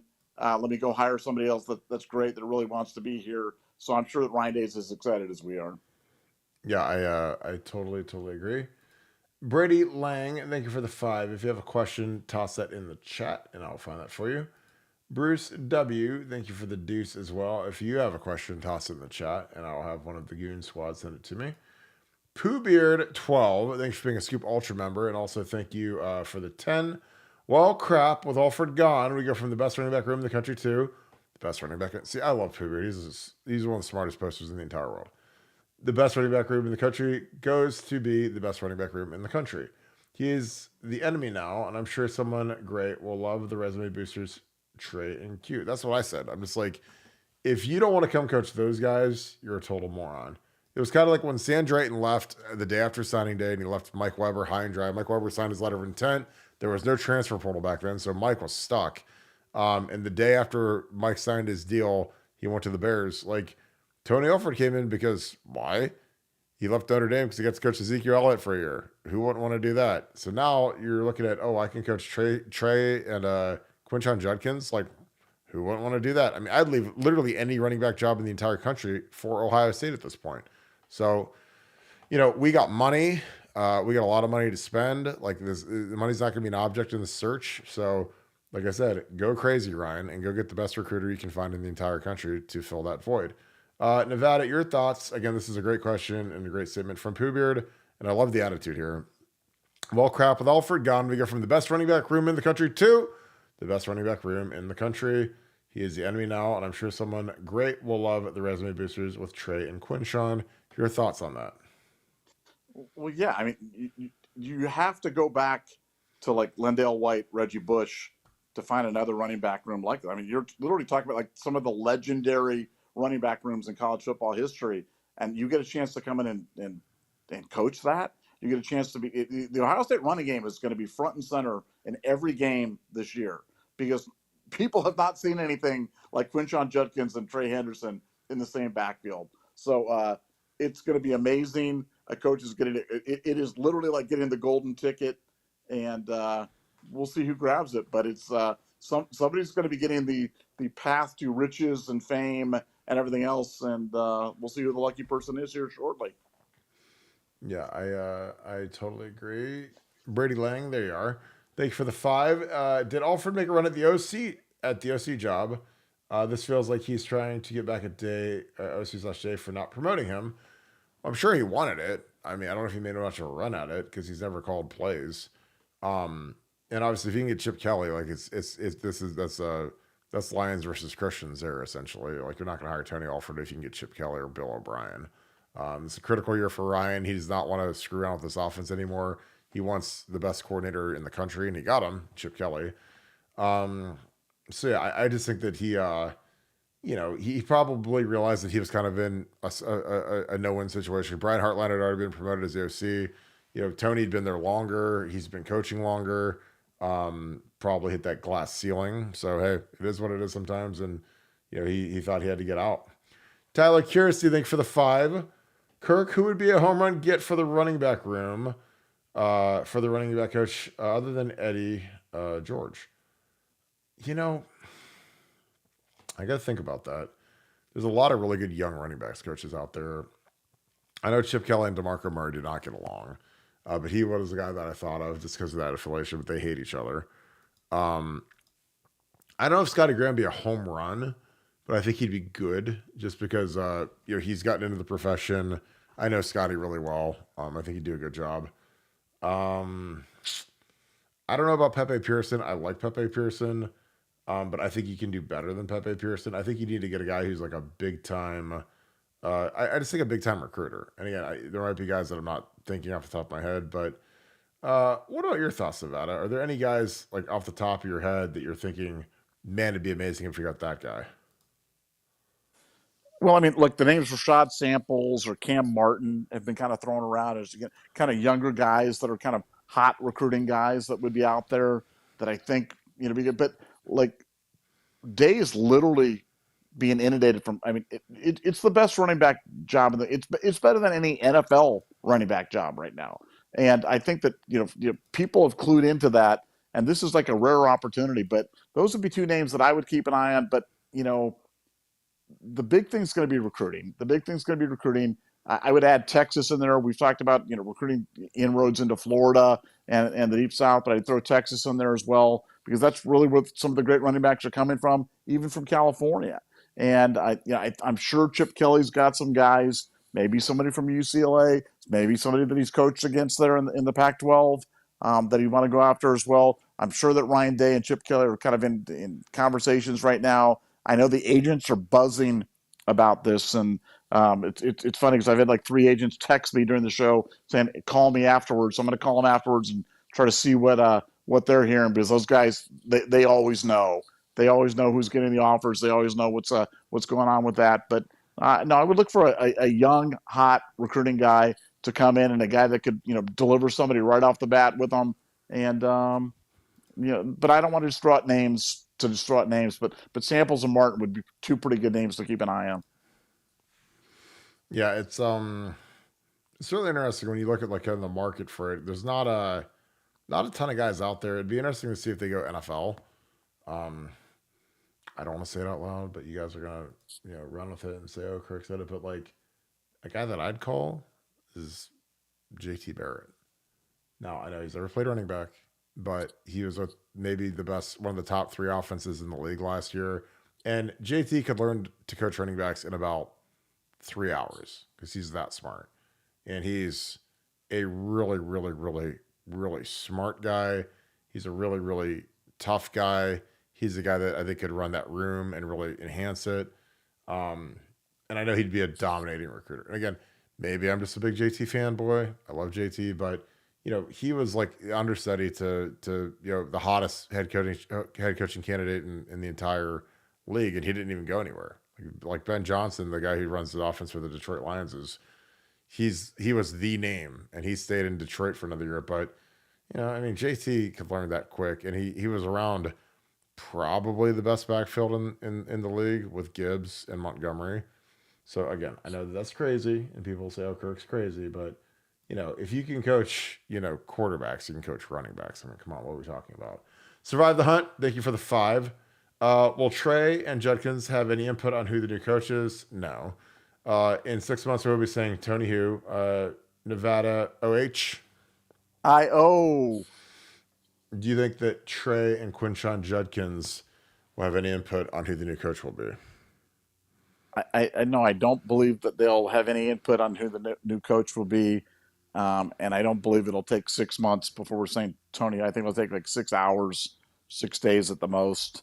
I've already I've already moved on, man. I like to say that I went through stages of grief, but is like euphoria a stage of grief? Like euphoria, excitement, anticipation, happiness. So whatever the opposite of stages of grief, that's what Nevadabuck is going through right now, and I just like I couldn't be happier about this news. I never liked Tony Alford and never understood how he had kept his job, and excited to see what we're moving on to. Yeah, I totally agree.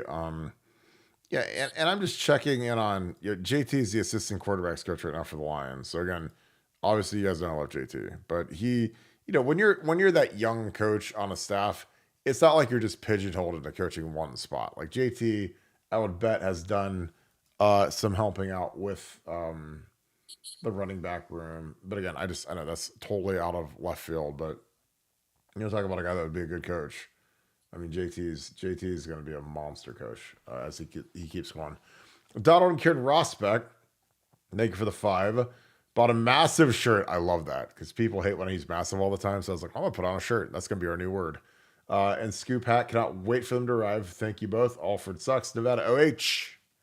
I Yeah, the massive shirt was kind of like a joke because I put it in so many podcast titles and people make fun of it. And I was like, you know what? That's going to be our new official word on BuckeyeScoop.com is massive. And I'm going to say it as much as humanly possible because that's what I like to do. And I like the word, and it usually does good on YouTube. So appreciate you, my man. I'm going to toss this QR code up here again in case any of you guys are looking to buy some gear because you guys are hearing about a lot of the gear right now. So we appreciate you guys on getting on to repthescoop.com where our merchandise store is open.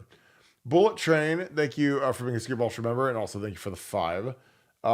If I know Day, the paint is wet on the door, and the name of our new running back coach is already Nevada OH. Well, I think this has been going on for a little while now, and I think that Ryan probably has a Rolodex of guys that he's going to go through.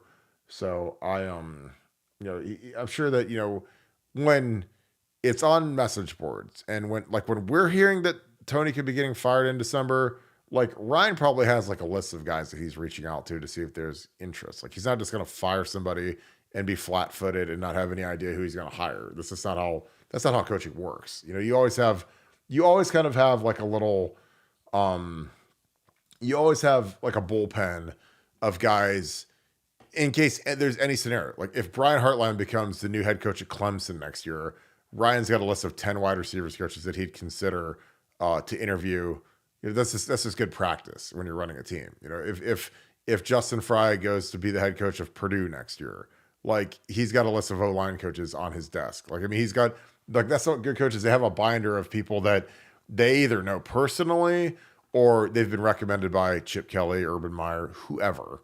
So I'm sure Ryan's got a pretty short list right now of who he wants to do for the running backs coach. So, but as Nevadabuck reported, like he reached out to Eddie first, and Eddie said no, which is kind of shocking to me. But I think he'll do a good job. Leon McDonald, thank you for the 5. Why'd I get blocked? That's the Wrench Brothers. The Wrench Brothers are very nasty, very, very mean people. Can't we have different thoughts, opinions? We welcome that as long as they're not dumb. They blocked my NBA fan account. Go ahead, throw that in the chat, and I'll take a look at it afterwards. We've blocked like 400 people, so I mean, and I don't do any blocking, but we've got the crew on there, and they're keeping it clean. And again, I love it. We've policed our board. We keep it nice and clean. So it could have been a mistake. So we will evaluate you. So the Wrench crew will get me that name, and I'll take a look at it. So I apologize if we did it on accident because accidents do happen. Jeff Rittenhouse, thank you for the 5. Alford maybe snaking scum. Moore gets show cause, and the guy from outside the program becomes the interim head coach, as he was the assistant head coach at OSU. Just a thought. That is really, really tinfoil hat guy thinking that he's trying to play the long game and become the head coach at Scum as the interim coach and losing to Ohio State.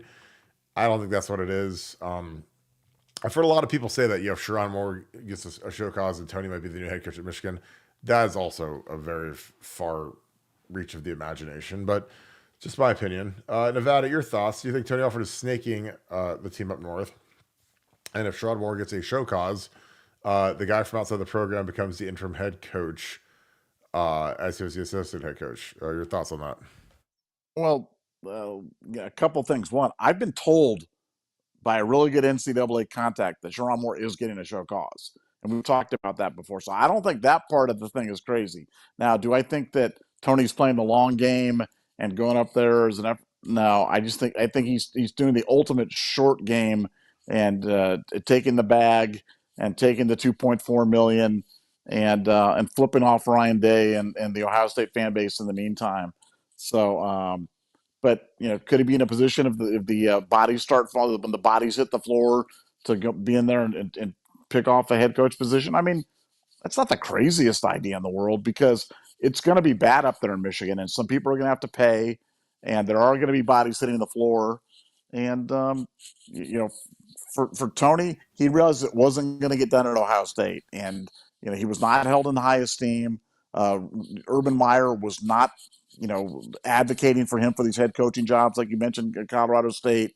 He wasn't really on a path to be an offensive coordinator at Ohio State, and all that's great. But when we were back in December, we were talking about Parker Fleming and Corey Dennis being fired, and we said, and there's one other guy, and it might surprise you who that is. We were talking about Tony Alford. That's who we were talking. That Tony Alford was the third man. He was like Hulk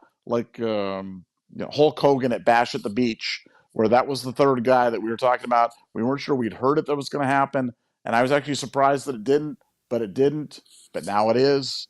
And I'd like to say I wish him well, but I don't wish him well. I wish him bad. But that's just me. I'm a bad person. I admit it. I love it. Francis M. Plum, thank you for the 10. No greater sin than betrayal. Tony Alford, if he understood the rivalry, knows how bad this is. If he did not know, then he needed to go anyways. Michigan is going to set the record for felony convictions in 24. It's going to be a very bad year for Michigan in 24. And I'm shocked he's going up there, but he can enjoy it all firsthand. But that was a great statement. Francis, I like that. No greater sin than betrayal. Totally agree with you on that. Jeffrey Kogan, thank you for the 5. Do you think Chip showed Alford the door? Does he have someone in mind? Go Bucks.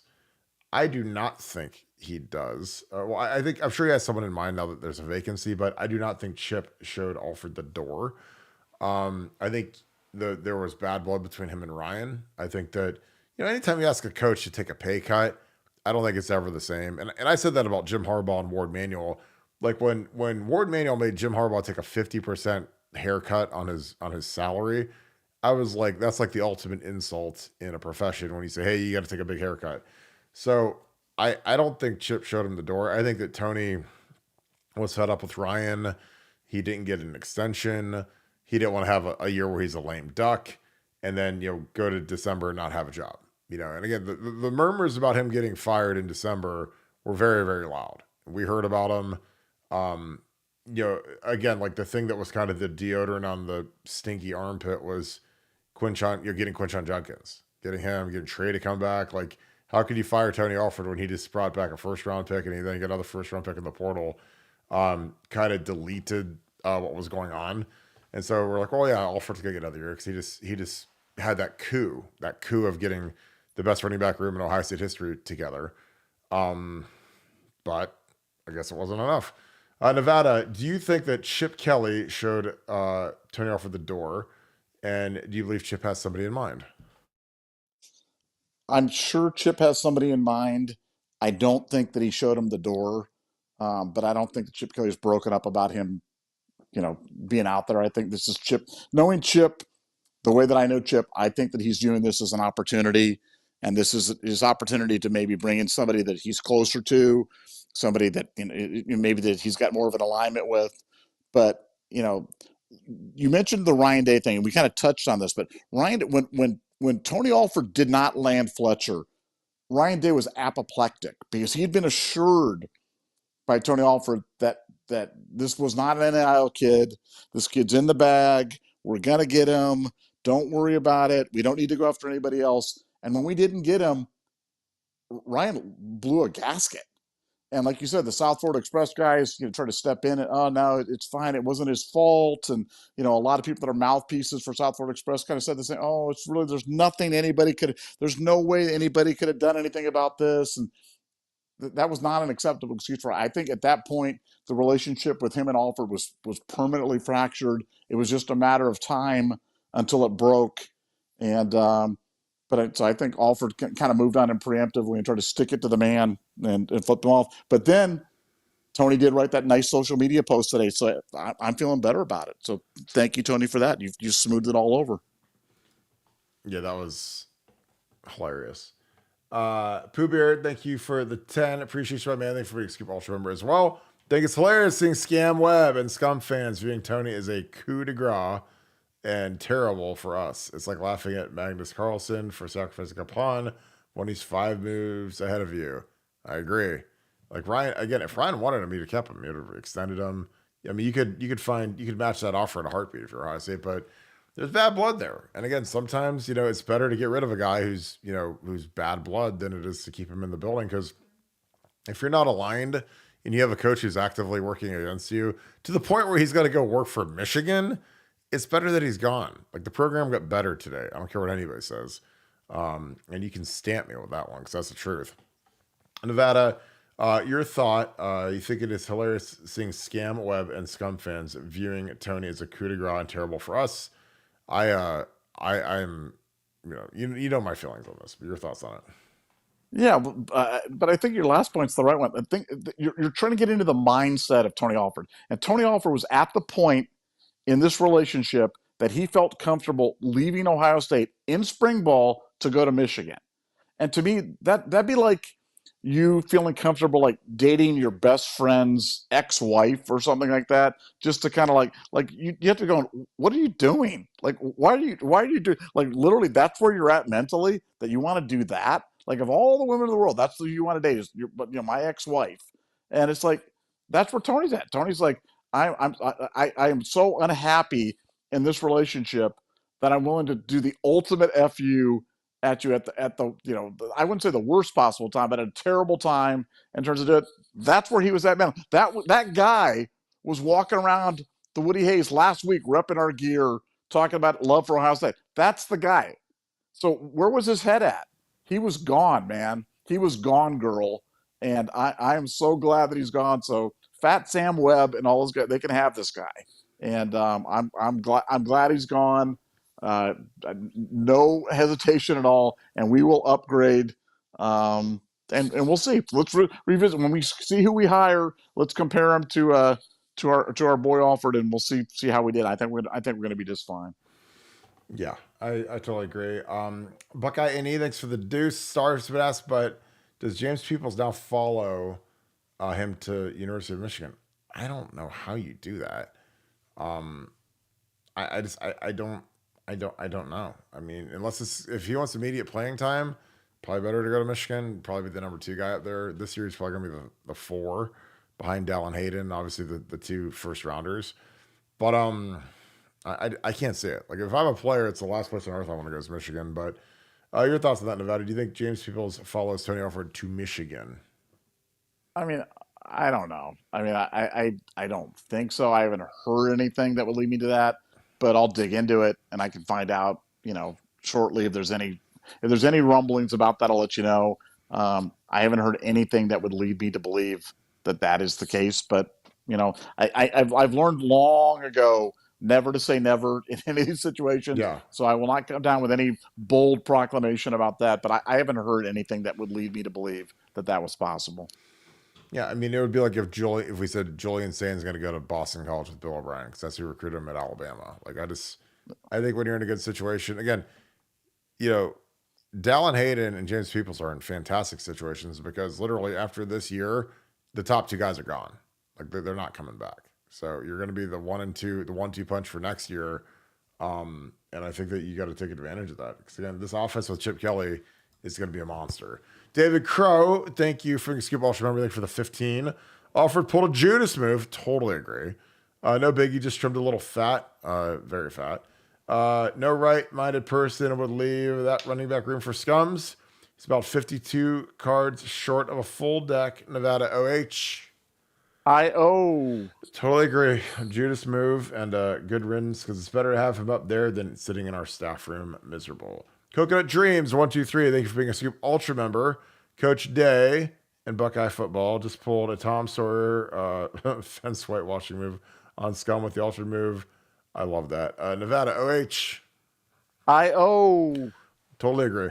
Yeah, I think it was this will be an upgrade. I just think that it's going to be very, very interesting to see how it goes. Dave Mathis, thank you for being a Scoop Ultra member. Thank you for the 5 as well, my friend. I heard that Alford was the one that leaked the film to of practice. Also, I made that up, but what if? Nevada OH. I just think that when you do the, again, like, that's not worth burning your entire career up for. I mean, Connor Stalions did it, but he wasn't really making anything. But if you're like a real coach and you're making real money, like, the practice stuff isn't that important. It really isn't. I mean, you still got to go beat the guys and play the game and stuff. So I mean, if you're, equal talent, you still got to go cover Marvin Harrison. It doesn't matter what you're doing. I mean, this is part of football. Um, but yeah, it's what a day, Nevada. Good God, this is a monster episode too. But we can wrap this thing up. Nevada, any final thoughts? We are closing in on 30,000 subscribers. It's like Yep. a runaway freight train right now. So if you can recommend, the biggest thing you can do to help us on that is leave us a like. Hit that little thumbs up button there. It's free. Just hit that thumbs up button before you leave. Really helps us. Really helps other people find the show, as it kind of kicks the algorithm into overdrive and it gets recommended on their feed. And the more people that can find the show, the better the show is. But thank you guys so much for an amazing day, an amazing gear drop, and I'm excited to start to find out who the guy's going to be now that we've gotten rid of Tony Alford. Ding dong, the witch is dead, and I'm excited. I agree. I think it's going to be awesome. Again, this is a QR code. If you guys want to take a look at our merchandise shop, hold your phone up, opens right up, super easy to use. I just wanted to shout that out real quick.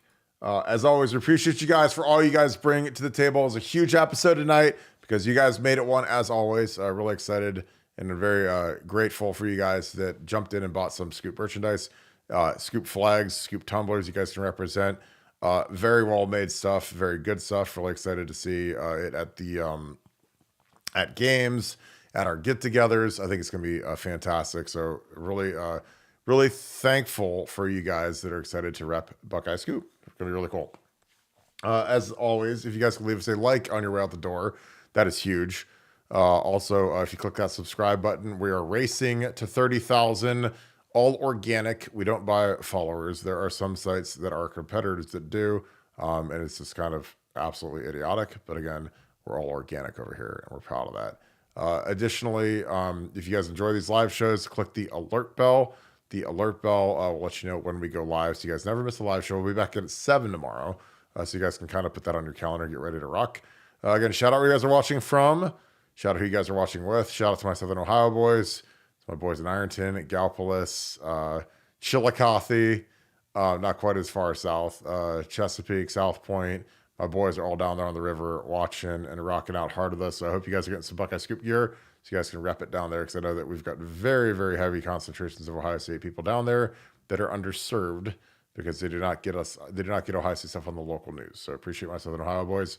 Also by people in Canton, Massillon, Youngstown, Akron, Cleveland, Toledo, Defiance, basically all throughout Ohio, obviously Columbus, Delaware, New Albany, Hilliard, just naming it all. Grove City. Appreciate all you guys kicking it with us. As always, Olentangy, Cincinnati, all down through there. Thank you guys to all of our Ohio folk. Thank you to our Florida, Texas, Georgia, California, Colorado. You guys are all over the place, and we appreciate you guys, and all around the world. So again, shout out where you guys are watching from. I love to see where you guys are watching from. It's always cool. With that being said, thank you so much, Buckeye Nation. Thank you, Scoop family. I'm going to talk to you guys tomorrow. Have another monster episode tomorrow. We can't wait. So thank you so much. Go Bucks.